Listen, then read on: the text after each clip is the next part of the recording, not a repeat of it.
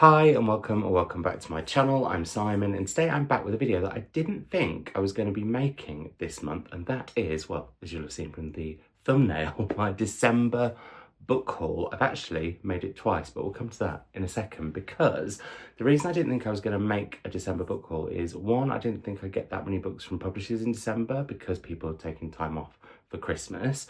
I also didn't think I'd get that many books as gifts because I don't tend to be bought books because people think that I've got every book that I would like.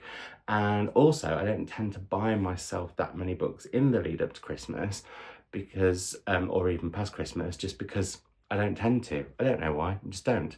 But in all three incidences, that is false. I've had some fab books from publishers, some I'm really excited about for 2025. And I've also got some lovely books as gifts and bought myself some books. And I have made a December book haul video already for my Patreons. However, I've taken a few books out of this selection, or the selection that they'll have seen, because I'm a little bit unsure about them. And what I want to do with hauls going forward next year is to make sure I'm only talking about books that I'm super duper excited about, that be they books that I've asked for or books that come in unsolicited. And I'm also going to try and be a little bit more transparent about that going forward too. Not that I think I've been murky or shady about it, but just because sometimes I forget. So with that in mind, let's get a wriggle on, because there are some really corking books here, and some that I think lots of you would really like to read and may want to pre-order, which really helps books out.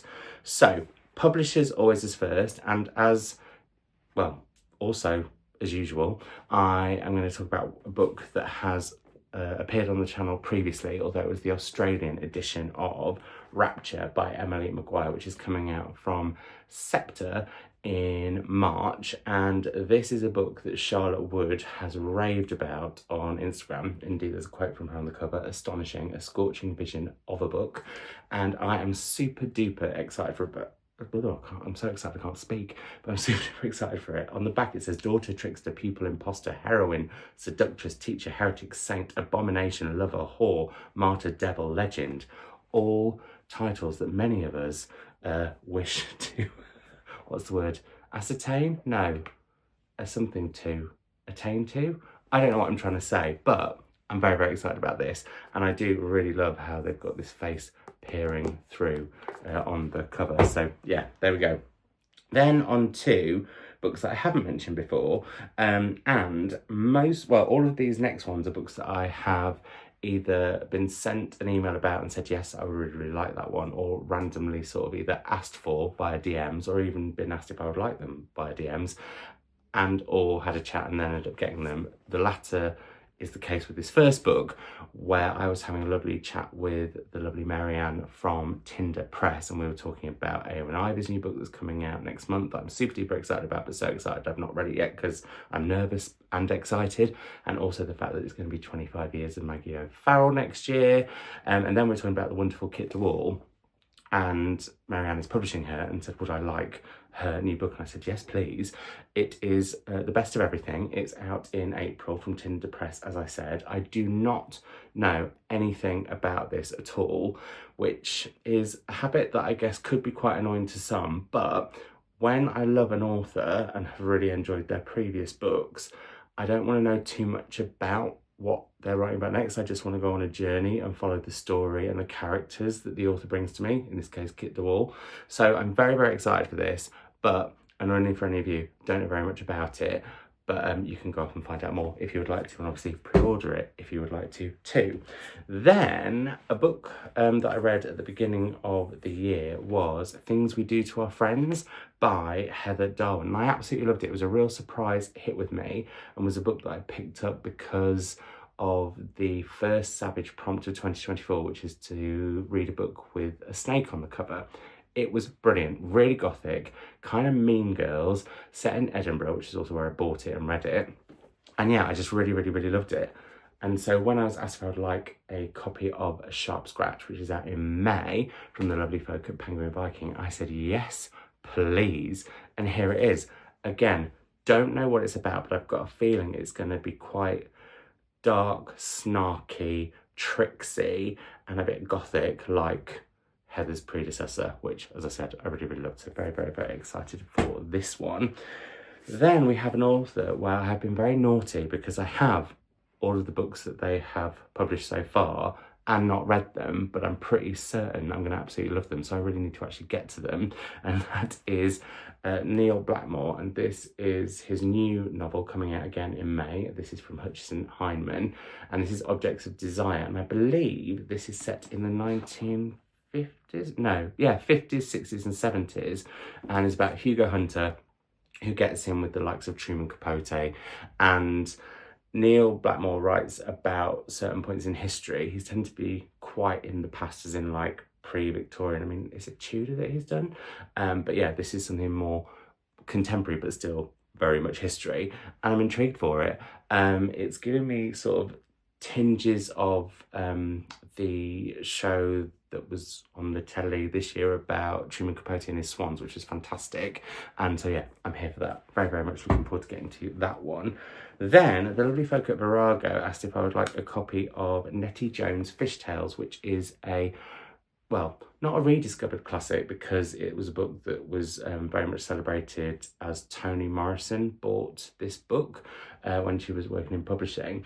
And I think it's a short story collection. I feel like it was. No, it says a dazzling lost classic about female desire. Why did I think it was a short story collection? I don't know. I just did. Anyway, but the fact that Toni Morrison had published this, the fact that it's a book that's kind of gone, not forgotten, I don't want to use the term forgotten, but I guess it has been a bit forgotten, and it's coming back to the fore. I was like, yes, please. And how stunning is this proof? It's lovely. I'm wondering if it's got like a mermaidiness to it. I'm sure it probably hasn't. I'm just making that assumption from the title and the sort of glitteriness of it, but we all know what assumptions make, and as of you and me, or assuming does. Anyway, moving on. Yeah, very, very much looking forward to this. This one is out in April next year. Why have I got such an itchy nose? It happens sometimes when I'm filming, I get a really, really itchy nose. Now, this next proof is one that sounded brilliant. It is a contemporary ghostly tale. This is not the final cover. I don't think this cover does the proof any favours. And actually, I have said this before, when proofs look really different from the final version, I don't think it does the book any favours, because whatever the final version is, you're not going to associate with this, which I'm holding up in my hand now. But this is I Want to Go Home, But I'm Already There by Roisin Lanigan. It's coming out from the folk at Penguin Fig Tree in March. And yeah, it's a ghostly supernatural tale that when I read the blurb, which I've now forgotten, which is good, because again, that happens as well, like not just in the case of authors where I've read them before and I really, really like them, but if I hear about a book and the blurb really, really pulls me in, I try to forget it so that then it's a surprise when I go into it. But yeah, this sounds like it's going to be great. And that was probably not enough information for you, but take my word for it, or go and look it up and find out more. Then we have some non-fiction from the lovely folk at Muswell Press. This is Calling My Deadname Home by Avi Ben-Zeev, and this is the Trans Bear Diaries. Now, I have read quite a lot of non-fiction and fiction by trans women, not so much trans men, and certainly nothing by a trans bear. Now, if you're thinking, what on earth is a trans bear? Well, within the queer community, I would be described as a bear. The days of me being a cub are long gone. Sad face. But yeah, so this really, really intrigued me as I've not read this experience before, and I'm intrigued to, and we'll be heading to it. I can't remember when this comes out, and this is a finished copy that doesn't have a date, but because it's finished, I'm assuming it's fairly soon. I don't think it's out yet, but yeah, one that I'm really keen to get to and want to read more non-fiction next year.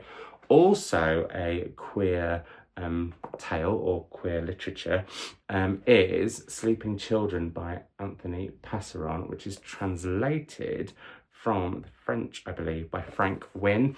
And this is a tale that is told between New York and Paris or New York and France anyway, so not Paris. I think I've just made that up. No, it's not. It's rural France, Simon, so you have made that up. Foolish. But yeah, the book is set between New York and rural France, and is set during the AIDS epidemic. And apparently this is phenomenal. I've seen a few people review this already on Instagram and have said that it's great. It's out in March from the folk at Picador and won't look like this. It will have a very different cover. Again, I don't think you'll associate that with it, but hopefully what I've said will lodge in your brain, or you'll have gone off to, or you'll go off and look it up afterwards. But yeah, I think this is going to be a pretty big book next year. That was the last of the ones that I asked for in paperback size, because I do always do these in size order as a general rule. He says actually looking, I haven't done that with all the gift books anyway. But yeah, then we have some that came unsolicited but were very pleasant surprises. So the first of those, which I'm super duper excited about, is Ripeness by Sarah Moss, which is her new novel coming out next. Where does it say when it's coming out? May 22nd. Don't know anything about it, don't want to know anything about it. It's Sarah Moss. I've loved all the books of hers that I've read, so want to go into it knowing nothing and just seeing where Sarah takes me. I will be talking about Sarah Moss again a little bit later, because my mother has been banging on about one of her books that I didn't have, so I had to get it because Mum has been saying how great it is. This, I think, might be my favourite cover of next year. This is a short story collection. I really need to read a lot more of my short story collections. I'm currently, I think it's another reason I decided to do this video for the channel when I said I probably wasn't going to, and already had for Patreon. That's because I'm procrastinating from sorting out some of my bookshelves. I'm really avoiding it. I had a really good day with it yesterday, but today I seem to sort of be lacking the momentum. Anyway, I digressed. This is I Hope You're Happy by Marni Appleton, and that cover I just think is brilliant. It's somebody very aggressively squeezing, and quite suggestively, let's be honest, squeezing a hot dog. And on the back it says, photos of women eating go viral, a cookie communicates a threat, and women working dead-end jobs become entangled in the performances around them. Everyday experiences of friendship, family, dating and desire catapult the reader into a creepy vortex of horror. Very excited for that. Also, it says characters reveal themselves in slippery glimpses. Oh, that sounds so good. So yeah, I'll be reading this quite early next year, I think. Very intrigued for this one. I know I just read the blurb. Do you mind blurbs being read? Do you prefer it? Do you not like it? Tell me all of that in the comments down below as well, because I'll take all of that on board for hauls in 2025. Then we have Greater Sins by Gabrielle Griffiths, which is coming from Doubleday in March next year. And I hadn't heard about this until it popped through the letterbox and was instantly intrigued. It's set in the Scottish Highlands in Aberdeenshire in the wilderness, where a body is found in a peat bog, and it's from there that the novel sort of spirals out.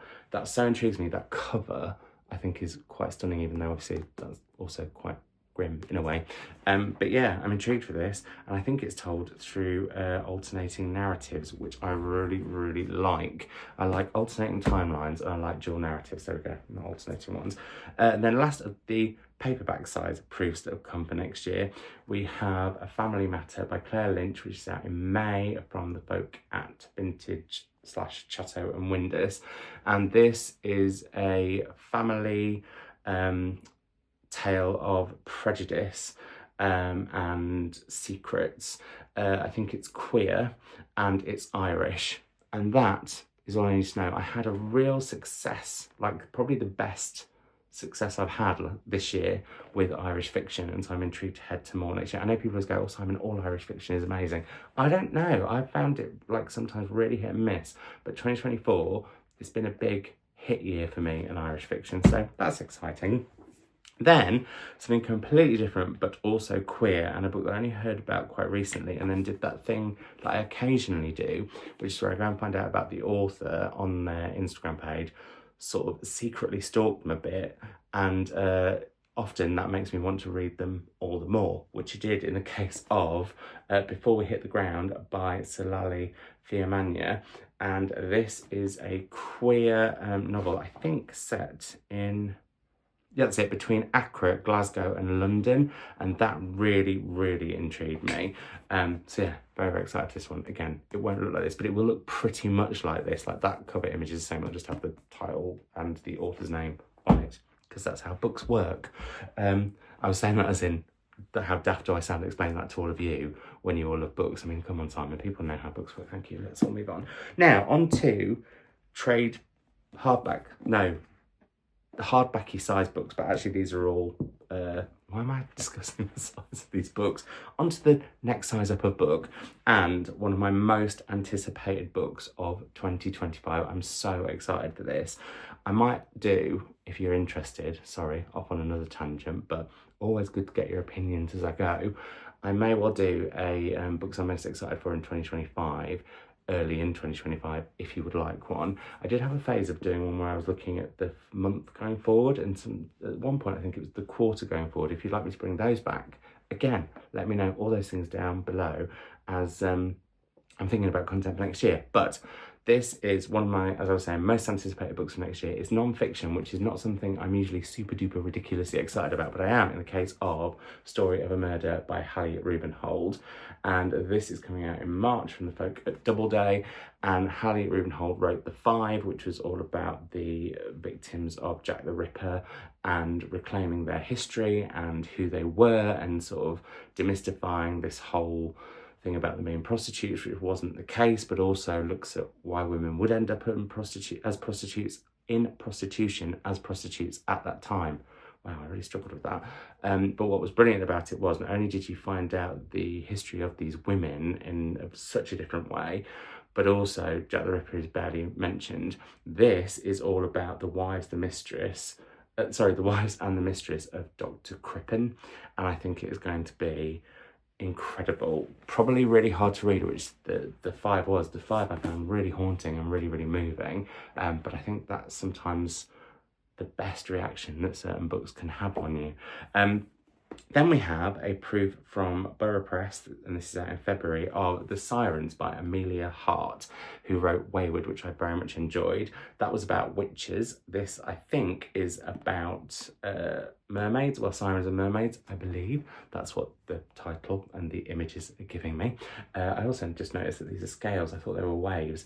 I'm going to be hosting an event with Amelia Hart and Alex Hay and one other historical author whose book hasn't arrived yet, and the name is escaping me right now, which is awkward.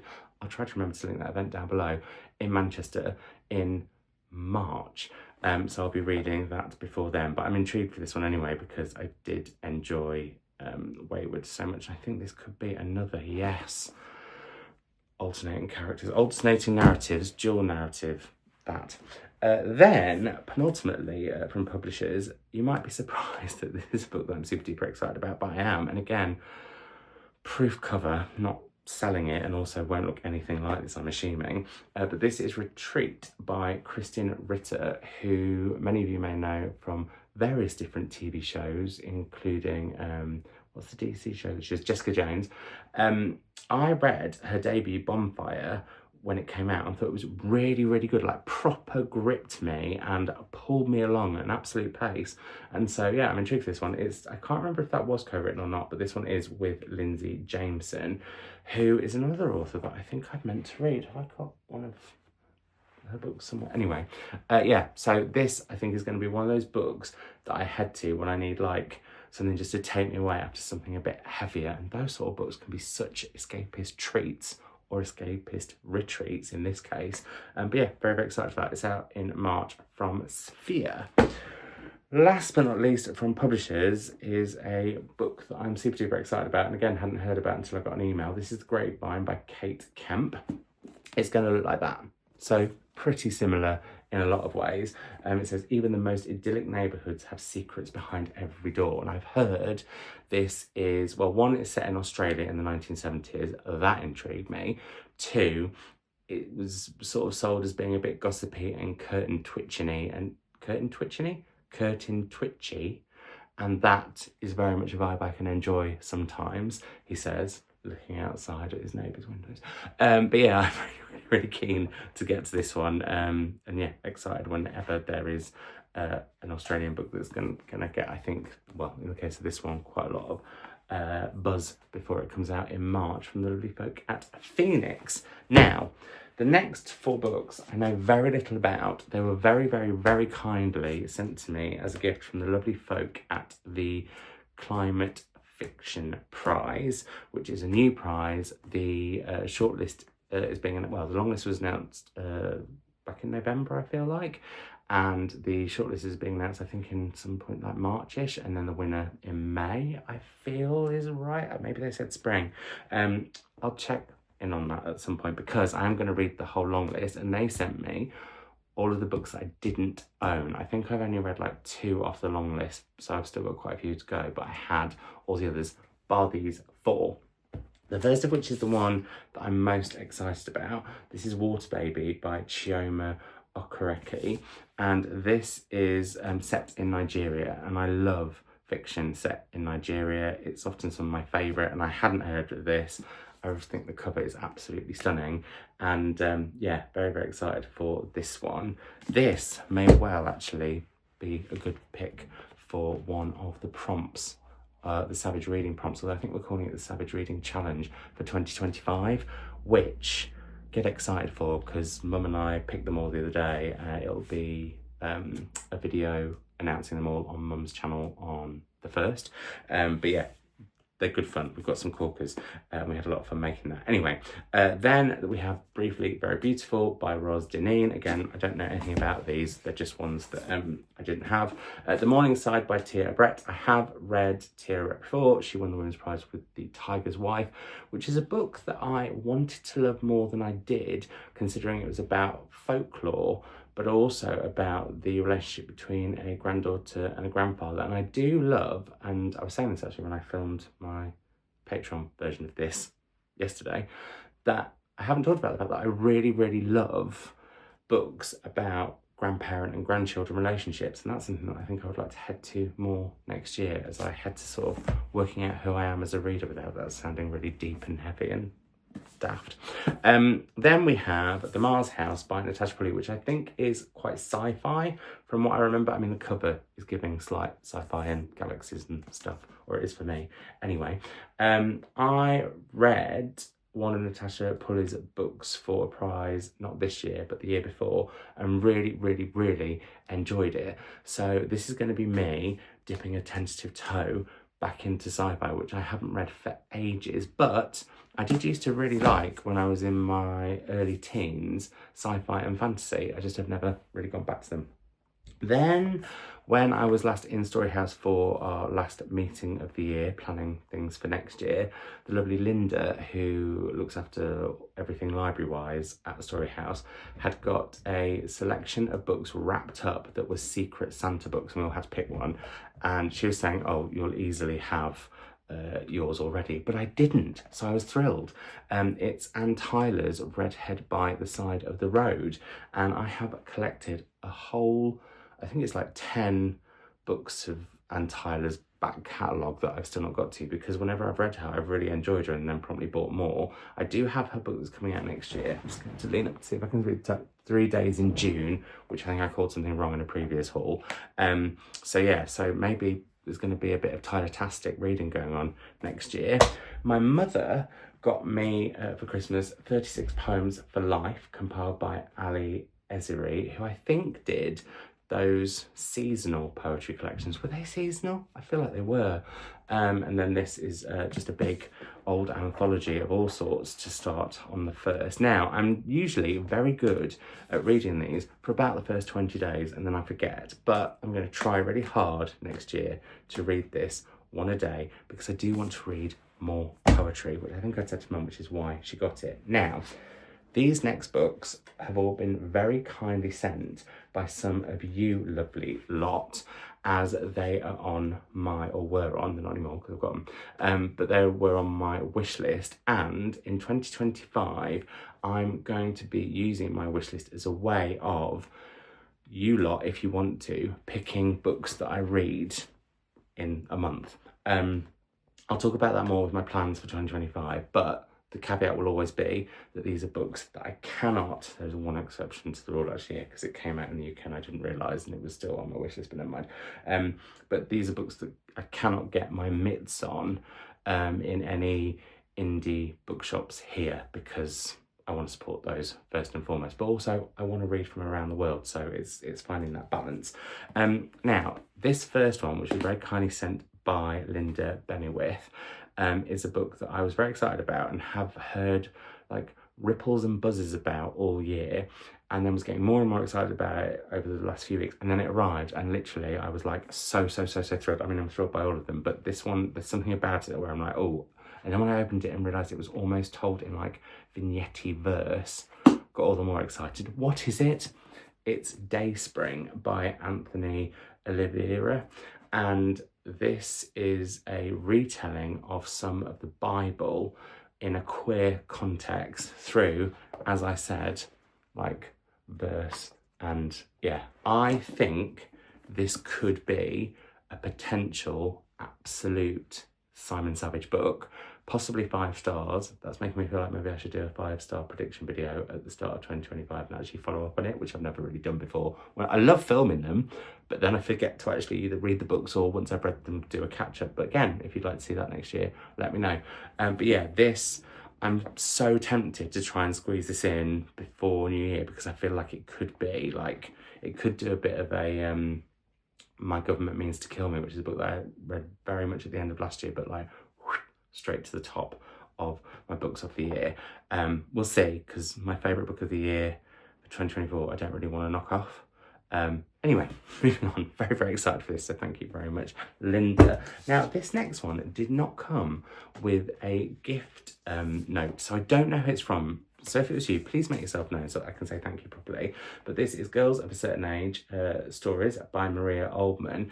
Now, I can't remember where I saw this raved about, and this is something that I'm very much aware of when I look at, I have my imported bookshelves here, because I get very excited about books, as we all do, and then can't remember why I got excited about them. And I did have a massive sort out of my wish list so that I didn't have any I wasn't sure about, and I think this was because it just sort of celebrates the complexities of femaleness, but also the choices that women have, how choices have changed for women over the last century. So yeah, that really interested me, so thank you to whoever the mystery gift giver of that was. Then we have from the lovely Tenise, The Liberators by E.J. Coe, which is translated by my number one hun, Anton Her, and I do want to at some point have read everything that Anton has translated. That's like a little goal that I've got. And yeah, so this was one, again, don't know anything about it, but I was like, well, if Anton's translated it, I'm assuming he kind of loves it, and therefore I will too, which is, again, I've gone back to assumptions and they can be tricky beasts. Then the book that I mentioned that has actually now come out in the UK, and I didn't realise, but this cover is so much better than the UK one. It's translated as well, which is very exciting. It's Thirst, a novel by Marina Yuzupchuk. I think I've probably said that wrong, I'm so sorry. It's translated by Heather Cleary. I don't know from what language, it doesn't say that. I wish they said that sometimes, but it's about a female vampire. And spookily, the next book is also by a female vampire, but I should say this is from lovely Jane. And yeah, I'm so excited for this one. And the reason that I knew it had come out in the UK was because Jordan at West Curly Books has read it and absolutely loved it. And yeah, we were talking about this a while back. So yeah, very excited for that. I clearly talked about it, didn't buy it, and left it on my wishlist, so that was naughty. The next 3 books were actually bought for me by Chris. I forgot that he had the link to my wishlist, but it was great because these were all books I was very excited for too, including a book that's definitely in contention for being, if not my first book of the year, but something I head to really early next year. And it's almost 500 pages, so it's quite the chunkster, but it's another book about a female vampire. It's called The God of Endings by Jacqueline, and it's by Jacqueline Holland. I do not know where I heard about this, and it's really made me cross with myself, because I do like to try to give credit where credit is due. And if I hear about a book and I'm excited about it, be it from a bookstagrammer, a YouTuber, a friend, a bookseller, I want to be able to, so I'm always telling mum to do this and make notes of where she sees books or where she gets books from, and then I haven't done it myself, so naughty. But yeah, this is set over centuries and follows this female vampire, and yeah, I'm here, although I did just see There's a few footnotes which always make me a tiny bit nervous. But then that said, the aforementioned My Government Means to Kill Me, which was my favourite book of 2023, that had loads of footnotes and I really, really enjoyed it for it. So yeah, but yeah, a historical novel about a female vampire with, I think, a stunning cover. Like, look how it's got that house on it, there's keys, there's a base. Oh, I don't know, something about that. Again, I feel like that could be like a 10 out of 10 for me. Then we have 50 Beasts to Break Your Heart by Jenna Rose Nethercott. Can't remember where I saw this one, but I was intrigued by it. I think it was possibly partly because of a fox, possibly partly because it had a fox on the cover, and you know how much I love a fox. But this is a mixture of short stories, fantastical short stories, which used to be my favourite sort. Excuse me, I've had a cup of tea. They always make me a little bit, but I like to have my throat lubricated before I film. Don't make that dirty. So yeah, I used to really, really love fantastical short stories.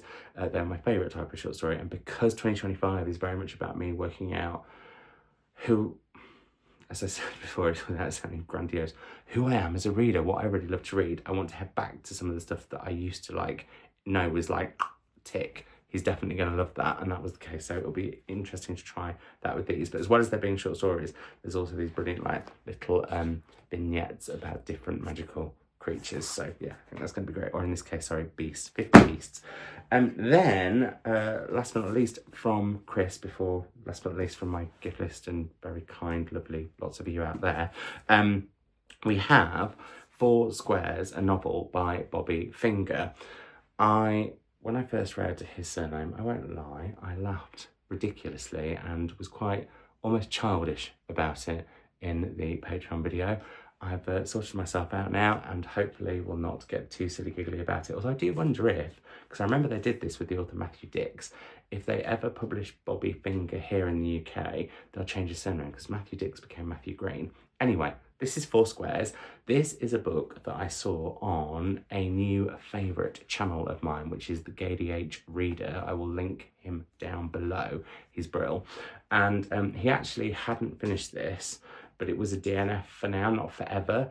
And the way he pitched it had me really, really intrigued. And I think that can happen like with DNF, when you see people talking about why they've DNF'd a book, be it forever or for now, or indeed if people don't like a book, sometimes that can really intrigue you to want to read it. He was enjoying this, which is right book, wrong time, I think. I don't want to speak on his behalf. Anyway, it's set during the AIDS epidemic in New York, and that seems to be something that I'm wanting to read about again after really, really not for quite a while. And again, I think that might be actually to do with My Government Means to Kill Me, which, if I haven't mentioned it enough already, was my favourite book of last year. I think about all the time and has clearly really influenced some of the direction of the sort of my interest in reads has gone. Anyway, so we have that one, and then very kindly from the lovely Cindy, we have The Old Place, which was Bobby Finger's debut. Nearly giggled, childish. And this is about, well, it says, nothing ever changes in Billington, Texas, or so Mary Alice thought. And I think it's about a woman who, after quite a few decades of sort of being stuck in a rut, suddenly becomes unstuck. But yeah, I'm intrigued. It's got some great quotes on the back.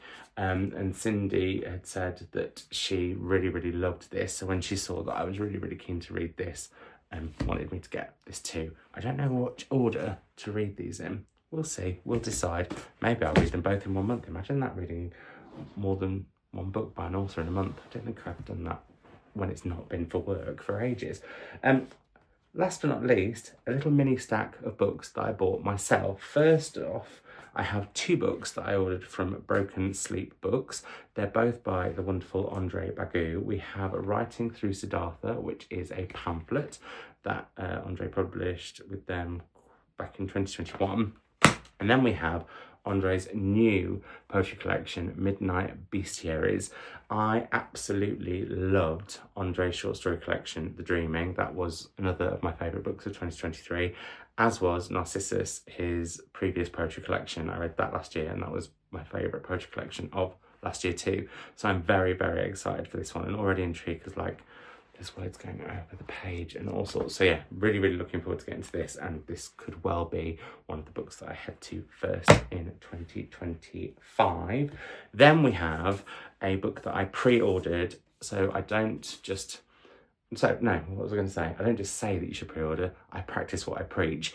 I was very kindly offered a advanced copy of this, but I said no, I want to buy it and support a friend, and that friend is Lena Norms, and this is Half-Arsed Human, How to Live Better Without Burning Out, which I think is going to be just the kind of read that I need early into a new year. So yeah, this is one that I'm planning on heading to very, very soon indeed, and I'm hoping to go and see Lena talk about it at an event at some point over the spring. In fact, maybe I should try and get her to come to Story House. Anyway, yeah, very, very excited for this and delighted to be supporting a friend with that. And then last but not least, we have 5 books that I bought. Look at the spreads on that one, showing off, frankly. 5 books that I bought in the Waterstones sale because I just couldn't be held back. I normally avoid it, but this year I was just like, oh, do you know what? Go for it. And what I decided to do was give myself a rule, which was to only pick up books where either I've read the author before and really love them, but for some reason haven't ended up with their hardback, or books that I've been intrigued by but not wanted to fork out for a hardback on, because hardbacks have got frankly stupidly expensive, let's be honest. The first of those is The Spoiled Heart by Sanjeev Sahota, whose previous novels I have read all of. The China Room I want to reread. I read it in far too much of a rush, and sort of that's something I've discovered a bit this year, where and I either go from one extreme to the other, where if an author I really enjoy has a new book out, I either put it off because I'm nervous, or I practically inhale it and then don't necessarily take it all in as much as I should. A prime example of that this year, in fact 2, were Samantha Harvey's Orbital. Loved all of her books. Well, there's only one that I haven't read of her backlist, not bar that book, but I just haven't read it yet. And also Charlotte Wood's latest book, Stony Yard Devotional. Both of those, the first time I read them, I sort of raced through, and then actually it was really nice when me and Mum were doing our parallel reads of the Booker shortlist to reread them at a slower pace. Long-winded way of saying, I want to read The China Room again, and I'm very excited to head to The Spoiled Heart. And I hadn't picked it up because I was like, well, you want to reread The China Room, and this is out, and you know it'll be out in paperback. But actually, the hardback cover is much prettier than the paperback cover, and this was cheaper than the paperback will be when it comes out. The second Sarah Moss book that I'm going to talk about is the one that I mentioned my mum has raved about over the last few days while she's been here, and that is My Good Bright Wolf, which is Sarah Moss's memoir. Honestly, Mum has just not stopped saying incredible things about it. So again, this was less than half price, more than half price, cheaper than it would have been to buy it when the paperback comes out, and actually I prefer this cover plus signed. So that was signed, sealed, delivered, it's mine. And then we have, this is such a daft, not a daft choice, it's what I want to do with my spending. Moving on. I always get a bit defensive about buying books because people are always like, oh, you don't need that many books. Why do you? But like, this to me is my treat to me for working hard. Anyway, let's not go into all of that. But this book is out in paperback in literally a couple of weeks, possibly even a week, but I again prefer the hardback cover, and this was less than the paperback will be. It's My Friends by Hisham Attar, which I've heard so many people raving about, and when this wasn't shortlisted after being on the Booker long list, people were fuming, and that intrigues me all the more. So yeah, also, lesson to self, don't like just willy-nilly get rid of proofs. I was sent the proof of My Friends earlier this year, and I think at some point I just culled it, and oh, shame on me. Anyway, we live, we learn. Then I'm going to save the spread one till last because it's just so pretty. Then we have a Marmite book, as in I've seen other people be very Marmite about it. They either really, really loved it or they really, really hate it. Now I really love Marmite, so I'm hopeful about this one. But again, I wasn't going to pay full whack for a hardback for it, so it being on sale for half price, less than half price, more than half price, more than half price. I was like, oh, I'm going to read it. And also, this is going to be my final read of 2024 and fits the bonus prompt for the Savage reading prompts for 2024 too. How many times can I have to say 4? I'm going to say it once more, or twice more actually, because it's All Fours by Miranda July, and the bonus prompt was to read a book with 2 TWO or 4 FOUR in the title. That does it, even if it's got a cheeky S on the end. But S for Simon, it's a winner for everyone. I'm intrigued by this because people have had such polar opinions on it. And last but not least, and very quickly, I'm not going to get this into 40 minutes. I'm sorry if you don't like a long video. I mean, you won't be here if you don't like a long video, probably. But we have more non-fiction. And that is The Peep Show by Kate Summerskill. And this is and this is The Murders at 10 Rillington Place. It's a signed edition. Stunning, stunning, stunning spreadsheets. So much so that I'm nervous of reading it, because recently I've had a few instances with glasses of water and cups of tea on my bedside table. Although I haven't been reading that much, to be honest. But anyway, blah, blah, blah, blah. I loved The Suspicions of Mr. Witcher. And I do like true crimes. Conflicting my feelings I can be about it, but when it's done well, I think it's brilliant. And I think very much like what Hallie Rubenhold is doing, this is reframing the crimes that have been inflicted on women to shine a light on the women involved and retell their stories. Because I think, is it this one that says no one deserves to own their victim's story? Might not be actually, but yeah, it's the same sort of intent.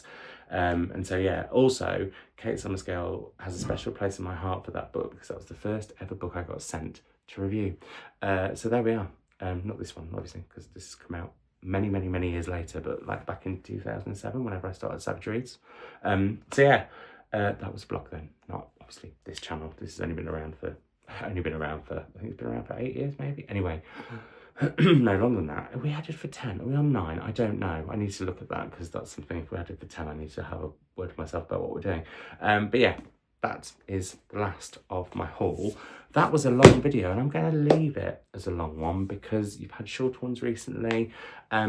If you want to go back and head to some of my blogs that I did over Christmas, then feel free to do so. If you want some more savage shenanigans, you can head to my Instagram, my Blue Sky, my Patreon. My wishlist, as I mentioned, is there, and like I said, I'll be using that so that some of you can get to pick what I'm reading going forward. But more on that when I talk about 2025, which will be in 2025, but there will be one more video, a special wrap-up of sorts, that will be dropping before the year is through, which I hope you will enjoy. I've been quite nervous about recording it, but also quite excited about recording it. I shall leave it at that. I hope you're doing super duper well. Thank you as always for watching. Let's keep the conversation going in the comments down below, and I will see you in another video very soon. Bye.